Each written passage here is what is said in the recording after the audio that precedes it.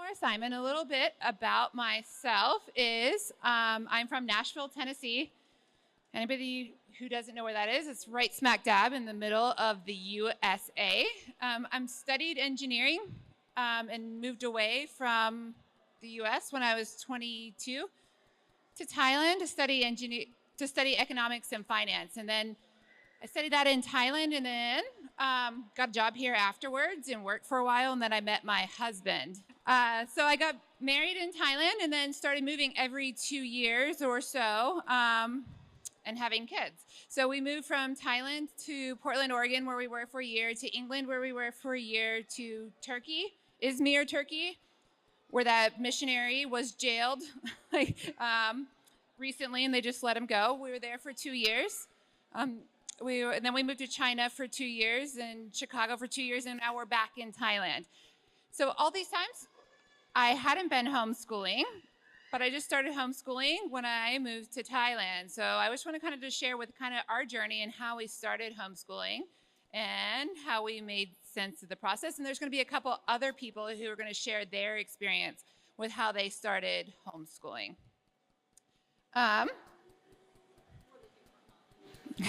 Okay, thank you. So the first step to the process would be, it's overwhelming. Oh, the whole process is overwhelming. There's hundreds of questions, and I'm sure you're asking yourself those questions right now. My first question is, what curriculum should I choose? So I remember joining the worldschooling website and putting in there, what curriculum should I choose? And out of the group of 20,000 people, there is not a single answer, because it's such a broad question. So I should have started with more defined questions, such as, what are my educational goals? What do I want to achieve? So that's kind of where we started. What we wanted to achieve for us is to have our children college ready by the age of 18 and have them be able to step into education at any point along the way, a more traditional education at the appropriate age level. So what does that mean? Like, how do I know where they should be at any given age or what the level is? In the United States, this is really easy because you could just look up, what are second graders expected to do? And that's easy. We have this called the Common Core. They have standards. I'm pretty sure that there's standards in every given country, whether it be Australia or England, at what kids should be able to do at any given age. This is my story. There are many other stories that this doesn't work for, but this is kind of the journey that we went through. And some of the other people will talk about their journey. It's very different from ours. So going with what should a child be able to do at any given age, that kind of started to lead us in our curriculum search. And so I started to review curriculums and look over all these curriculum websites, or even search the worldschoolers page, and there are hundreds and hundreds of curriculums. So how do you choose which one? And then you can choose a box set, or you can choose a piece by piece set. And there's my slides coming back, which will make it a little bit easier. Thank you. I'll keep it open. Oh, that's okay. So with the curriculums, how do you choose which curriculum? So I found a fabulous website called edreports.gov.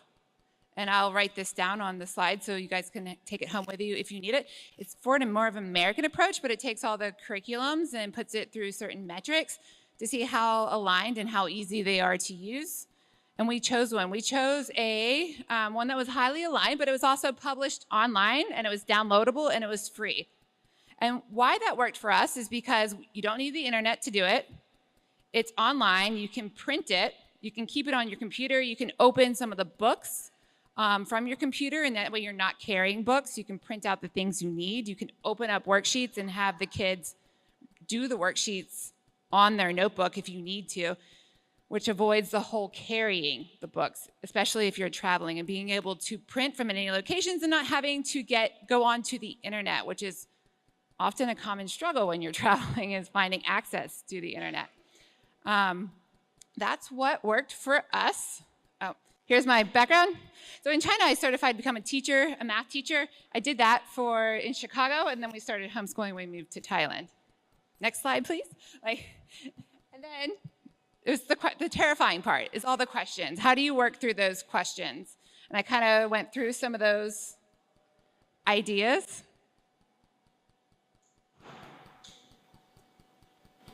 And these were our goals, were to be college ready by 18, be able to step into education at any level, and to develop empathy and understanding of a third culture through language. And that's kind of a non-traditional goal. One big question to ask, are there laws regulating what I should teach? So one of our big mistakes is doing something that was purely online.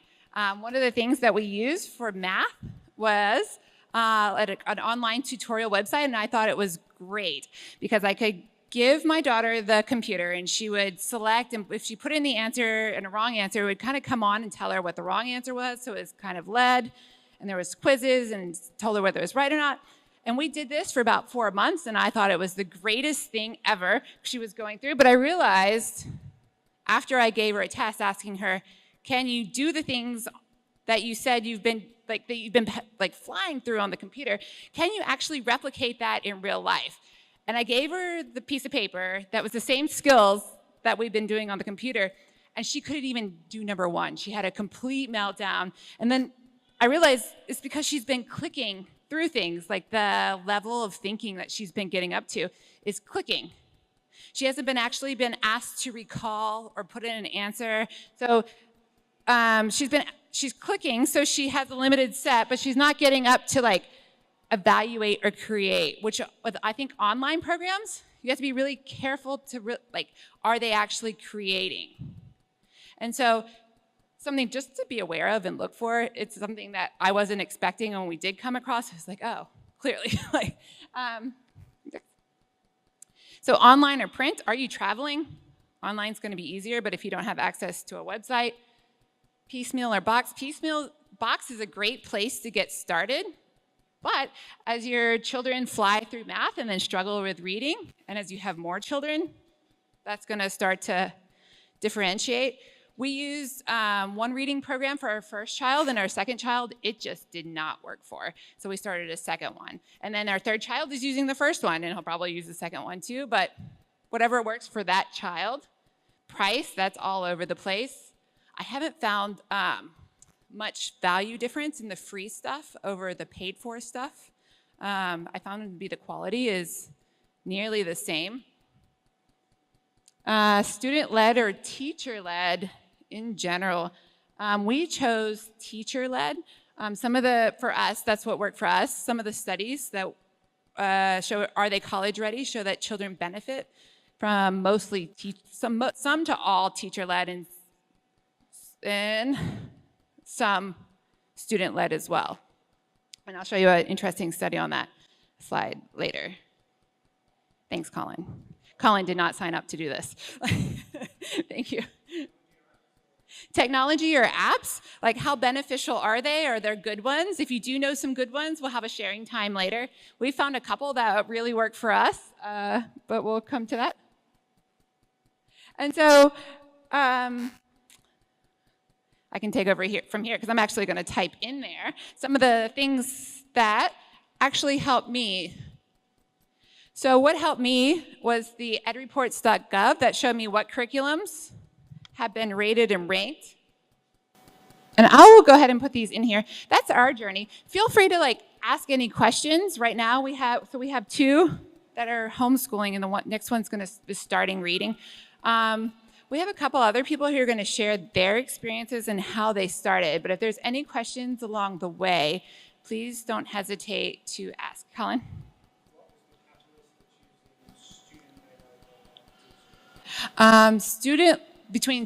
We chose teacher-led for us. As I was a little bit, having the teaching background, I was a little bit skeptical of student-led, but all the international baccalaureate stuff is the IB curriculum. It's very student-led.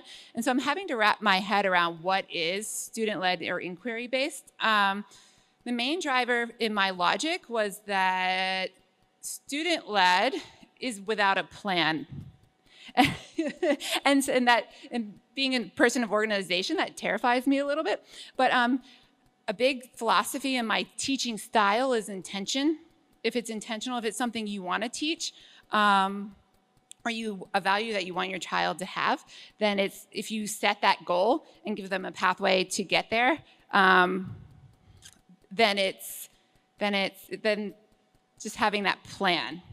Whereas if it's student-led, there's not necessarily a goal, or they don't know how to define their goals in a way. And we've actually tried this in our homeschooling communities, is to build student-led projects.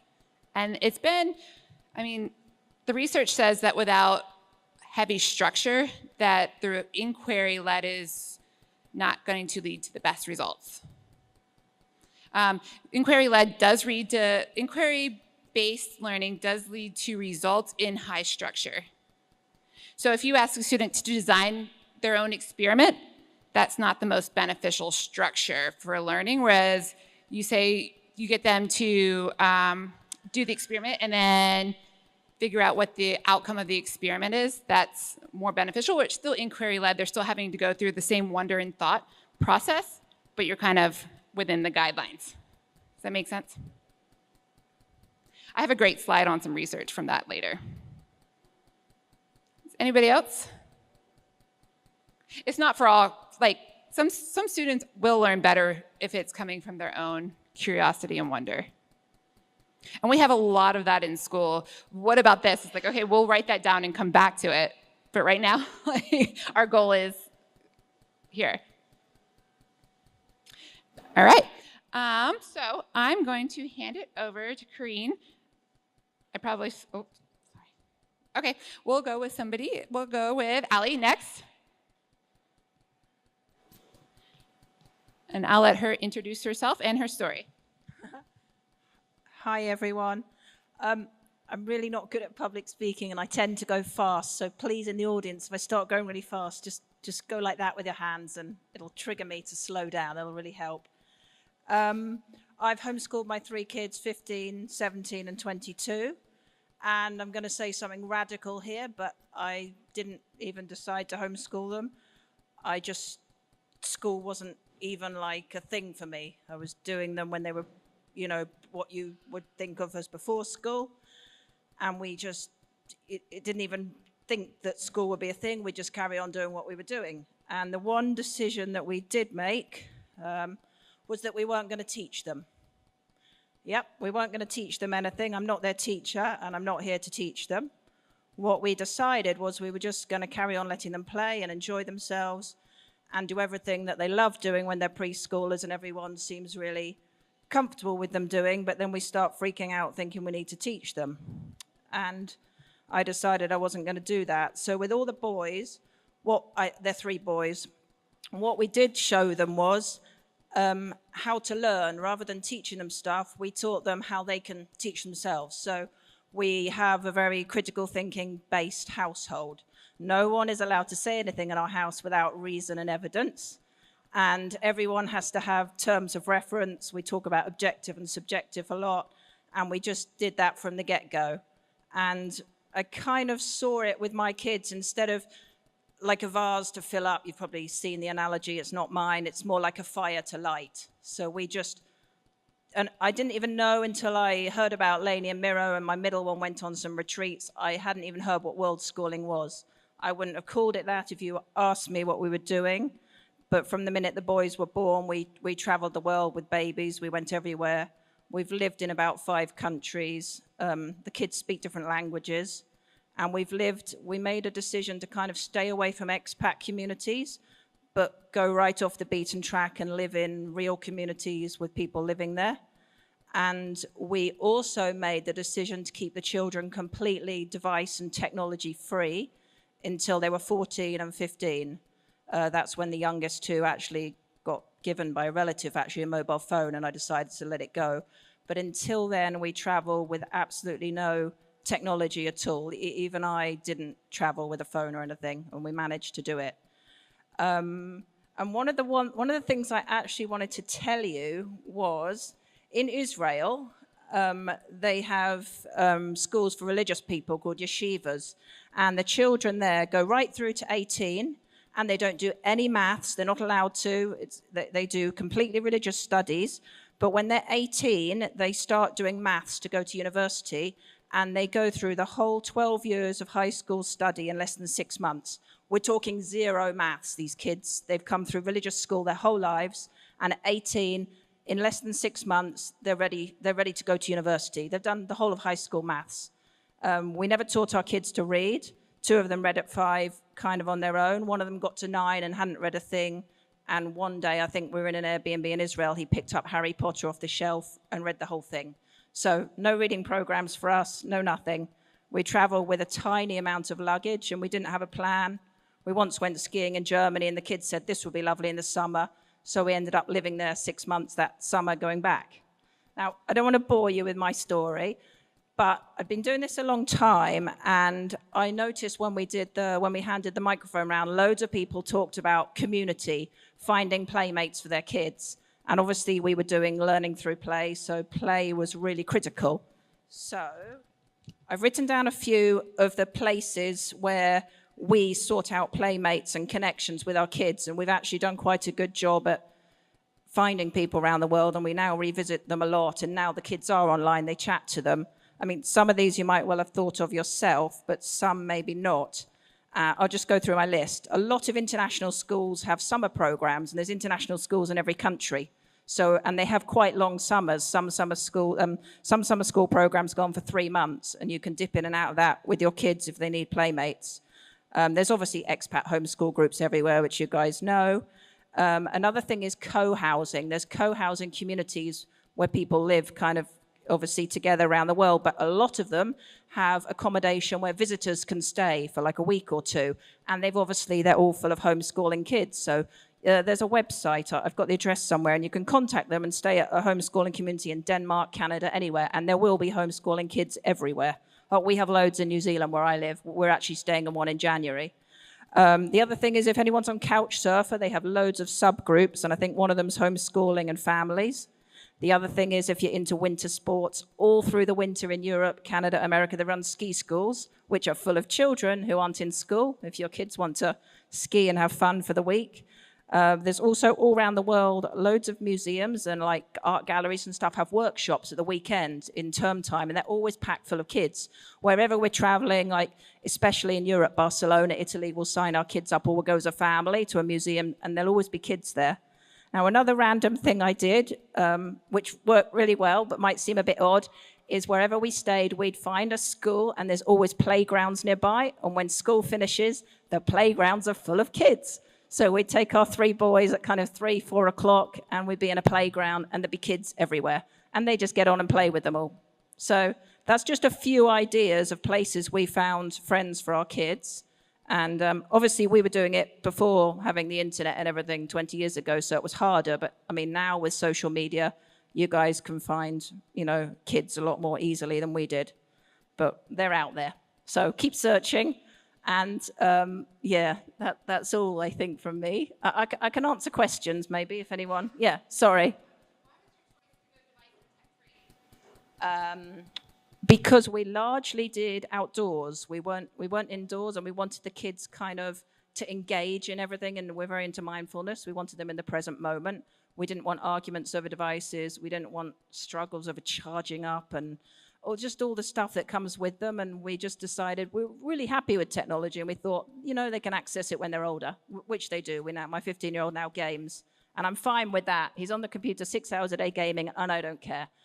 I'm not going to get stressed about it. He's really happy, and he's got loads and loads of online friends. But we wanted them outside. We wanted them engaged. We wanted them playing with each other. We wanted them running around the house. And we just found that the technology was quite passive. Their friends would sit and like zone out a bit, and we weren't really into that. Yeah. Any other questions from anyone? No? Okay. Oh no. I still can't sit down.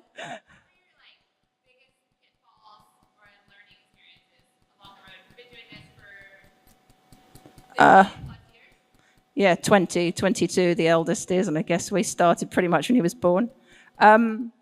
Pitfalls. I don't know, because I didn't give myself any, I didn't put myself in a box and decide. I didn't have to freak out about curriculums, about anything. So I was just like, we were just living our life. It wasn't like it was I didn't see it as an alternative to school.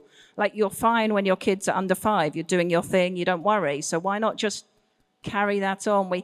I think the stress and pitfalls we put on ourselves. I don't think, to me, I don't see that they're actually there. I mean, sure, real life pitfalls, but not specifically connected to homeschooling, not worrying, am I doing the right thing? I mean, so if you won the lottery tomorrow, I often say this to people because I run like a newbie group in New Zealand now, and new people come to me and I tell them, if you won the lottery and you were so rich and you sent your kid to the top private school in the world and they were there for whatever it is, 13 years. Now, when they leave that private school, there's no way they're going to know everything. Even the best teaching, the best everything, they can't walk out of that school knowing all these things. So we worry every day with homeschooling. Are they learning this? Are we teaching them this? Are they up to date in this? But even the kids in the best schools aren't going to get that. So, is that where we want to put our energy, focusing on that kind of thing? Or, that was kind of what I told myself anyway. So, yep. Yeah.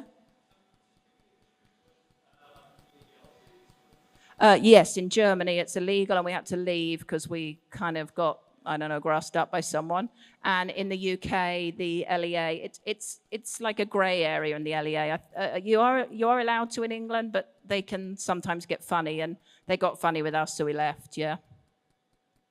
Oh, there's loads now. Help! I'll go down here. Sorry. Oh, sorry, he asked if there were any problems with the legalities whilst we were travelling. I was just saying Germany, yes. And parts of Scandinavia we avoided long term because there's a list somewhere of where's illegal and where's not. Sorry, yeah. I was just curious, and you're welcome not to answer if it's too personal, but what have your kids chosen to do with their education? What path are they on now? Oh, my 22-year-old went into the army for 3 years, and now he's a real estate agent, but he's just given that up. He's going travelling himself. My 17-year-old is going to the army to do engineering, and then he wants to do that at university. And my 15-year-old not sure yet. He's talked about the army like the others, but he actually runs his own business. He's an entrepreneur back in New Zealand. He runs his own little company. In fact, he's had several.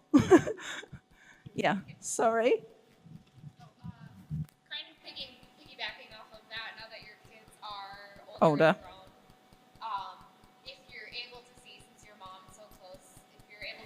What would you say some of their strengths are that you've noticed, and maybe some deficits, if any? I'd say their strengths are definitely, they're really independent. My 17-year-old's done 2 retreats with Lainey and has travelled extensively on his own around the world. And Otto has travelled on his own as well, actually. Well, two people, but he's travelled around the world on planes. And I'd say the independence is really big. That's a really big strength. Like the resilience, they'll take on anything, and they see the world as not kind of scary. I'd say sometimes I'm not sure if it's a weakness, but sometimes when they have moments when they get annoyed with me, and they're like, "Mom, why couldn't have we just had a normal life and stayed in one place and gone to school? And why are we so different?" That's like that, but that I think that's just when they're venting, when they're fed up, because they sometimes see themselves a bit too like different. I don't know. Yeah. Anyone else? Was there? Huh? Yeah, you already partly answered my question, but I was just wondering while your children were growing up, if they were kind of rebelling against your free-spiritedness, and perhaps wanting to be more like the others, and how you found that they were being influenced by more mainstream children when they were hanging out with them, and perhaps wishing they had that life and all that. Okay. Well, I wouldn't say they rebelled, and they probably always hung out with alternate people because we were traveling, but they did definitely have moments where they had enough of the continuous traveling. Like once we were on the road for a year, moving every couple of weeks, and they got sick of that. So I said, we stopped. That was when we moved to Spain, and we liked it. So we ended up there for 2 years, but we traveled from there. So there were definitely times when they got sick of being on the road the whole time, but not so much rebelling against the lifestyle when they were young or anything. They quite, that they were always given the option to go to school. And two of them have tried it, but not enjoyed it. So that I did always say when we were places, hey, do you want to try it? But so they were given the option, but no more the rebelling when it got too intense, when the traveling was, and that was me sort of, moving too much. So I had to slow things down a bit and say, okay, we'll stay here for 6 months. Or if we met a really nice family, we'd often stop and stay. We did a lot of it around people. Or if we found a friend living somewhere, they'd say, come. And for the kids, a lot of it was around people. Yeah. Is that it? Okay. So scary. Thank you, Allie. Can anybody contact you? Is there an email address or Facebook that people can contact you at if they have any questions? Allie? Do you have an email address people can contact you at if they have any questions? Okay, awesome.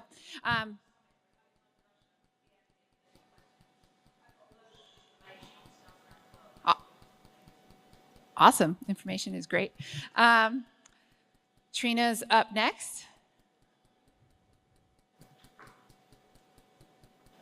Her story is interesting. I think she's lived in a camper van for quite a while and traveled for a long time. So I'll let her introduce herself.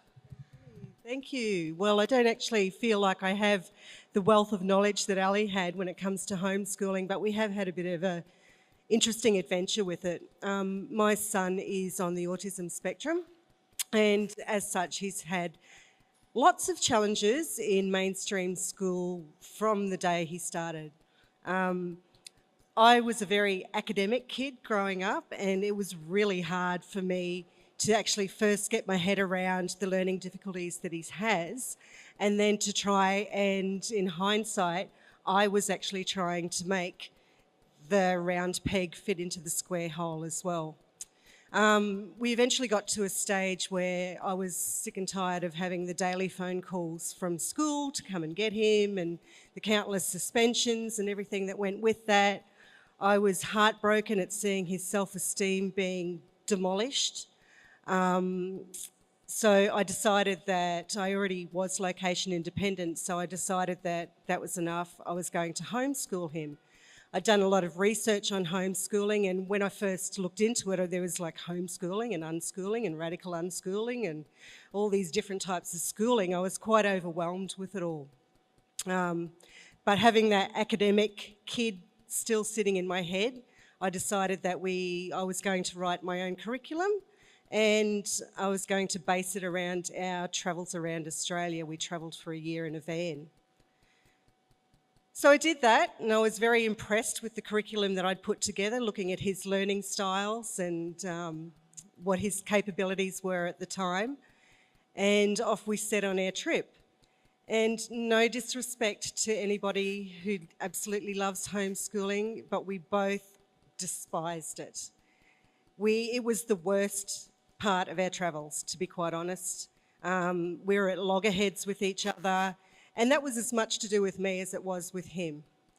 So I guess coming from Laura's mentioned before as well, I think whatever type of education you choose for your kid, it's really so individual. It's about what works for each individual kid, and then what works for the parent or the educator, and as the family unit as a whole.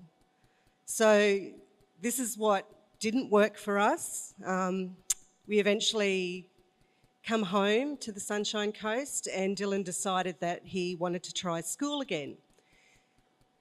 I knew that I didn't want to keep up with the homeschooling. I wanted 2 live people in our household. I didn't want either of us dead. So off he went back to school for another 18 months, and it was just the same picture in our head again. This wasn't working for him. It wasn't working for him. It wasn't working for me. I continued to research about all the different types of schooling, and while we were actually away on our trip around Australia, a huge part of me just knew that unschooling was the way to go for him. The things that I'd seen him learn outside of me fighting him were amazing. Like, he loves his fishing, so he'd go down and he'd be fishing by the side of the river with the oldies there who love to chat to little kids, and my little fella loves to chat to people. So he'd come back from this fishing trip and he'd be telling me, "Oh, Mum, did you know that the moon makes the water, the tides move and all this sort of stuff?" Now, I hate fishing. I know nothing about tides. I would never have been able to teach him things like that. So I started to see how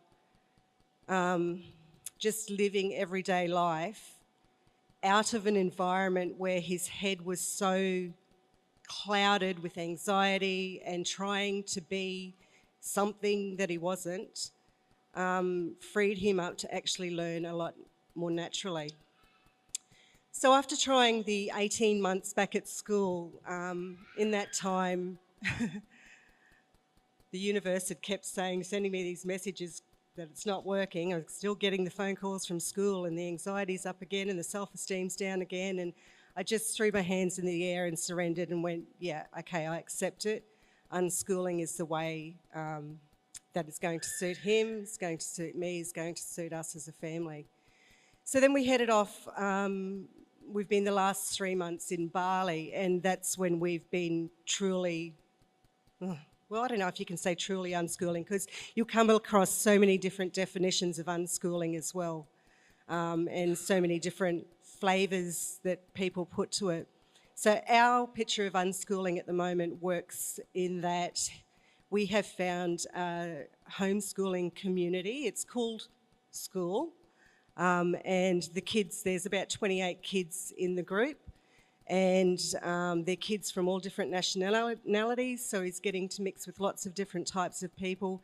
They do set book work and stuff, but I did tell the teacher that, you know, we unschool, and she accepts that, and if he feels like doing it, he sits down and does it, and he's inspired by others around, or if he doesn't, he'll go and she'll direct him into something else that he does.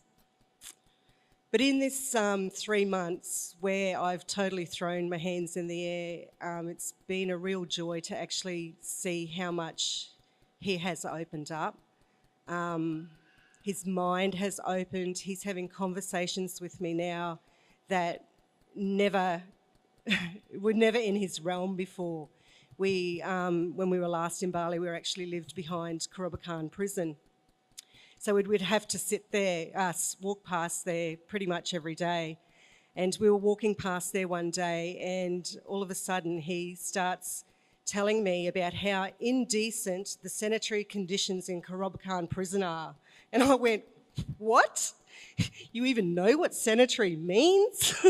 So, you know, all these experiences, he's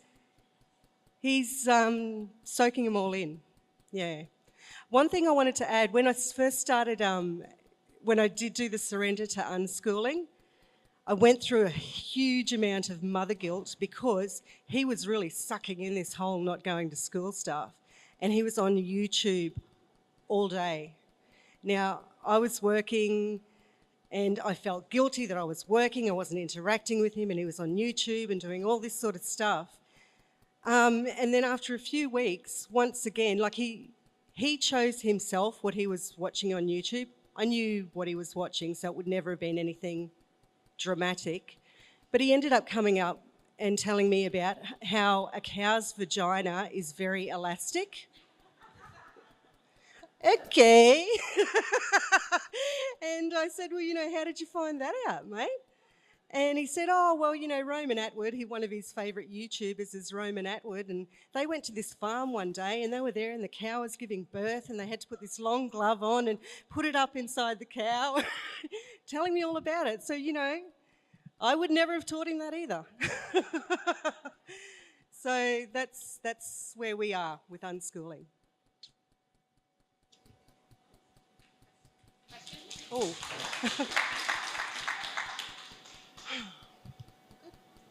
Yes. Yeah, okay, so the question's around moderators in Australia. So in Australia, there's different rules in all different states. We're registered in Queensland. In Queensland, we have to write a plan just showing what we're going to teach. and what our goals are going to be. And to give you an example for this trip that we've done now, they know that we're travelling, and that's not a problem unless we don't come back. And I've just told him that the different experiences he'll be subjected to and you have to kind of play the game and word it towards curriculum and stuff, but all the different aspects that he'll be looking at, like currency and, conversions and all that sort of stuff. So yes, I have had to do that, and I have to report back in 10 months' time. So stay tuned on that one. Yeah. Yes, Sally? In some sections of Bali there is. In the Chiang area is probably the main area for homeschooling. Oh, sorry. Just asking about a homeschooling community in Bali. So yeah, the Chiang area does have quite a big homeschooling community. Ubud also does, and Sanur. What I found in Bali though, like the Bali One Love homeschool is where Dylan's going, was the only place I found that wasn't school for his age group. So I found that the littlies up to about probably 10, and that's activity-wise as well, 13. Yeah, the littlies are well catered for. There's lots and lots and lots of really young families, but not so much the teens. I think because we weren't actually looking at the whole education from an academic education experience. In my mind, academics I really couldn't care about, as long as Dylan knows how to learn. So for us, it's more about just finding other community to be involved with. And that's kind of how he's found different interests as well. So, everywhere we go, I look for homeschooling groups, on Facebook. We all know how to look those up. Yeah, I really don't have anything specific, no. On Facebook, yeah.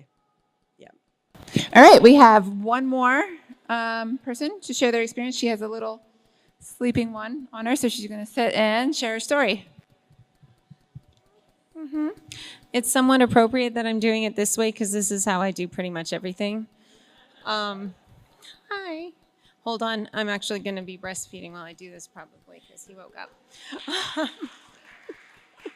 And so this is how I teach all my kids. I've got one in a lap and one on the floor and one actually doing something, but it would be a stretch maybe to call it teaching. So let's see, my husband, I'm actually doing a presentation tomorrow, so I'm going to try and say different things today. My husband was homeschooled also, so homeschooling was kind of a foregone conclusion for us before we got married. It was one of those, he was sure that's what he wanted for his kids, so whoever he married was going to have to agree. And so from the beginning, we haven't thought about anything other than our kids learning at home. And since this session is about how to start homeschooling, what Allie said pretty much, your kids learn how to talk from talking to you. They learn how to use the toilet. They learn how to put on their clothes. They learn the colors and the numbers and all of those things when they're little through an ongoing conversation with their parents. And that's us. And then for some reason, we think we need to stick them in a room with a bunch of other 5-year-olds and make them listen instead of talk in order for them to learn things. And this, if you watch how your children actually gain information and knowledge and learn, that's not really consistent with how kids learn. So my mother-in-law homeschooled 8 children and got them all into post-secondary school. And so I had a really good resource to start. And there are so many different schools of thought on learning and so many resources available online. You could read for years. I have been reading for years. And one of the very early resources is an American author named John Holt, and he's kind of the father of the unschooling movement, talking about these things and observations about how children develop and learn. Before him, there's Charlotte Mason, who was a British educator, and she was revolutionary for her time because she talked about children going outside and learning from their environment and not pushing them into classrooms and academic achievement right away. And she talks about giving them living resources and materials that engage them. And the way you speak to them, it's a conversation. If you read something to them, then you wait and have them tell you what they just heard. She called it narrative. If you engage in something, then they have them engage back with you. Because this is how we all learn, right? We all learn this way. If I'm having a conversation with you and you're telling me something new that I haven't heard before, that's how I'm learning. And I might go look it up later and dive deeper into it because I know where to find resources, or I'm going to ask you for a book, or I'm going to ask you for a web link, but I'm going to learn by talking to you and having my interest sparked. And so that's the approach that we've had to teaching our kids since the beginning. And we've tried a lot of different things over the years. Like my oldest, I asked my mother-in-law if you had it all to do over again, what are your very favorite things that you would use? So that was a fantastic person to ask, because she pointed me at 2 very valuable curriculums for getting started with math and reading. And the reading that we use is called Explode the Code. Do not use the online version. It's very confusing because they start teaching kids lowercase letters and all the keyboards are in uppercase, and they don't learn to write the letters if they do the online. But the workbooks are fantastic and super cheap, and I have a full set, and I just copy them for each kid as they're coming up. So I taught my oldest how to read with this, and he was, by 4, he was reading sentences, 5 years old. By the time he was 8, he was tired of waiting for me to finish reading the book, so he picked it up and he did it himself, and I thought I was a fantastic teacher. Like, I was so good. And then I had a daughter. And when she was 4 years old, I knew enough not to try and force the issue, like not to try and make them learn something they're not interested in, because none of us want to learn something we're not interested in yet. And so I'd sit her down with the books, and she'd maybe scribble on a page or 2, and then she'd walk away. And I was like, okay, so I put the books away. And the next year I brought the books out again, and she maybe made it through 2 pages and walked away. And I thought, okay, and I put it away. She was 9, and I started to think, this girl is never going to read. Like, I don't know what I'm doing here. And I worried, but I kept the worry to myself, fortunately. And in that, I have a very encouraging husband, and I read like mad about how it doesn't matter when they acquire reading. There is very little discernible difference in reading comprehension by the time they're a teen between learning to read at 4 and learning to read at 12. So like, I talked myself down off of that ledge and sat myself down and kept quiet. Well, that same girl who had no interest in the really fantastic reading curriculum that all my other kids besides him have liked, decided when she was about 12 that she wanted to read. And so she picked up a book. And she just finished powering through Harry Potter. She was racing her friends to see who could get to the end, because they were all, like, there was one copy of the last book that we have in our little expat community, and she needed to get it first. It was actually ours, but anyway, so she'll go through an 800-page book a week because she likes it. And now there was something I have done with all of them when they're sort of stuck at a reading level, is you get out a book that's slightly too hard for them. Interesting, we did A Wrinkle in Time for the last one, and you take turns reading pages. You do it together, and you take turns, and by the time you're finished that book, their reading level is usually bumped up a notch, and it's a conversation. It's you and me doing it together. It's not I'm teaching you, and it's not me making you do something, and it's got to be an interesting book, or they're not going to be wanting to do it. And so the intimidating aspect of how am I going to make sure my kids learn something, if you just think about learning, how you like to learn, how they've learned so far up to this point. I mean, if you put your kids in school and pull them out, then you're probably going to have to just disconnect completely for a year, because they're not going to have the same delight in sitting down to learn something that you might hope that they would have, because they have been in a place where it's work and they have to do it. But if you're starting with little kids, it's so easy. You just keep talking to them. When they find something and they ask you about it, you tell them. And if you don't know, you say, I don't know, and you go find out together. And that's even better, because then they know how to resource themselves and they know how to go and find what they need to know. And it's not hard. We have the internet. So I didn't have the internet when we started. I don't know what else to say. Are there any questions? So we started with Singapore math, which has so many great, it starts with pictures and it does all mental math, like grouping into 5s and grouping into 10s and then moving on from there. And they have textbooks. And I look at all the American parents that don't understand Common Core, and they're like, this doesn't make any sense. I'm like, well, I guess because I've been teaching my kids with that kind of style for a while, I'm like, it makes perfect sense. You're learning how numbers interact with each other. The point isn't always finding the answer as fast as you can. It's learning how numbers and the relationships between them happen. I am switching. I've been doing Singapore math with all of them, but Khan Academy now has, I used to say Khan Academy is great once they have the basics and they can move into, and that's what's his name, Esben? Yesterday was talking about the gamified learning. We actually did that too. My husband was like, you get 5 points, you have to get 5 points a day before you can like have screen time or whatever. And you got a point by learning something new or leveling up on a skill. And that was fun for a while until they tried to show me all the same tricks all the time. Look, I leveled up, I can do a handstand. I'm like, you could do a handstand yesterday.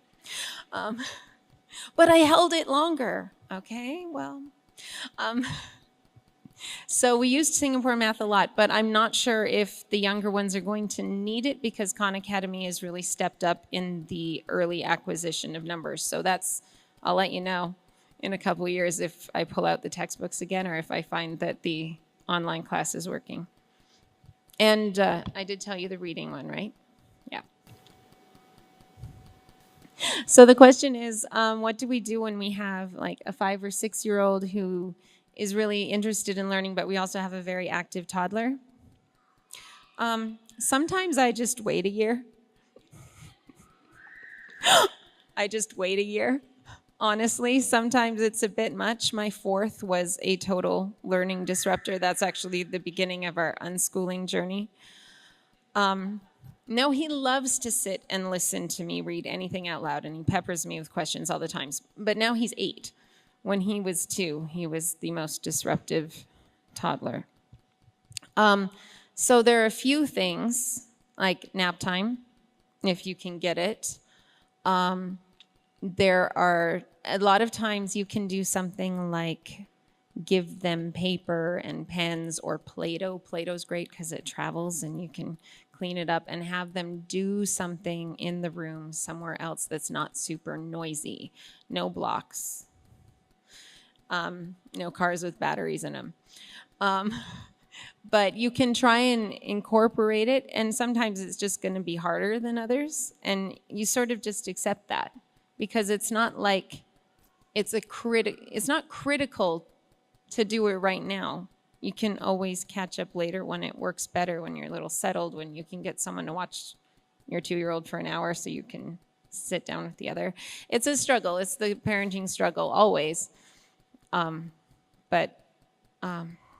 Yeah, let's just take it day by day. Does that make sense? Yeah.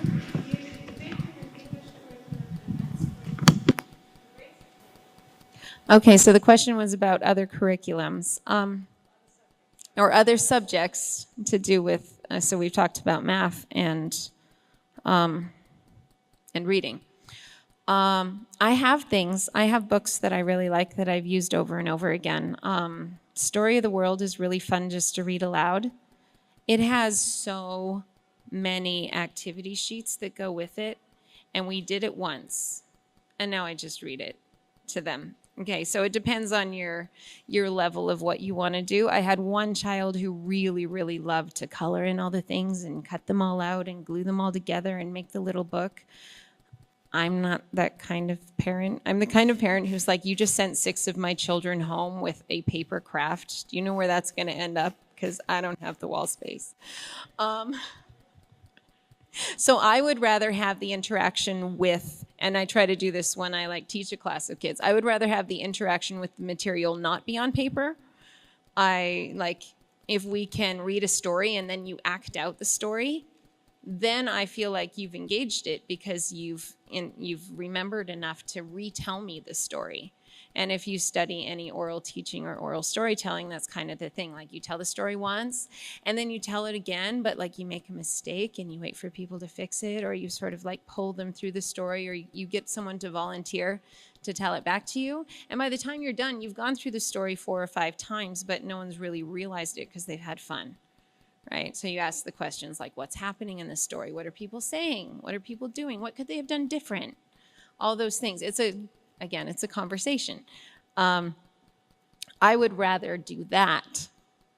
So I will read my kids the Story of the World curriculum, but I'm not going to have them sit and color all the pages and do, they're really fun things like mummify a chicken. If you love doing that, totally do it, because I know some parents and kids who really enjoy it. I just buy the books and read the chapters, and I think it's a good leaping off point for us. Yeah, we don't have a schedule, but we do have a routine. And I think that works the best for us. Kids need a certain amount of order and predictability to get through anything, we all do, right? You land in a foreign country and everyone's speaking a different language and you're an adult and you see the Starbucks sign and you're just like, oh, I'm just going to get a coffee. I know it's global, corporate, globalization, whatever, but I know that sign and I know what the menu says and I'm going to order it because it's familiar. We all need to do that from time to time. Kids need it more, right? So as parents, we can be their order and structure and routine and predictability, but they do need a certain amount of that. Not too much. Some examples of, oh, sure. So we've lived in the same place for a while. So it's my kids have chores because people say if you're not making them learn stuff, then how are they going to learn discipline? Chores. There are a lot of us and I need help. So they have chores, then we get together. I used to be a music major. We sing together. And then if there's anything to read, I sort of have a weekly list of stuff that we try and get done by the end of the week. And they have a daily list of stuff that they have to get done before they're allowed to watch a movie. And I make that list long enough that there is no movie watching before, say, 2 o'clock. So I'll read to them out loud, and then I have older kids who will go off and work on the things that they're working on learning. There's one right there. And I have younger kids who will sit down and work on their reading curriculum or whatever. And I have a 5-year-old who will always say, can I have a turn on the computer? And I'll always say, well, did you pick up trash? And did you do all your chores? And did you do this? And did you do this? And did you read a story? And did you play outside for at least 30 minutes? And did you do all that? And he'll say, oh, every day? Yeah, every day. And he always say, but what if it's a learning show? I can watch Hot Squad for the 5th time in a row. So I don't know. And then we have lunch, and then they do stuff, and then the afternoon is pretty free unless we have stuff to do. Does that? Okay.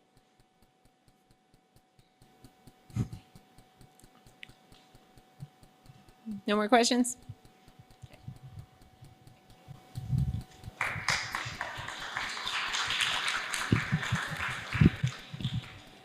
Thank you. Does anybody have anything else to share from their experiences or kind of things they've learned along the way? Anybody want to share anything or have any questions for anybody in the room? All right, then. Thank you guys for coming and sharing, especially the people who are volunteered last minute.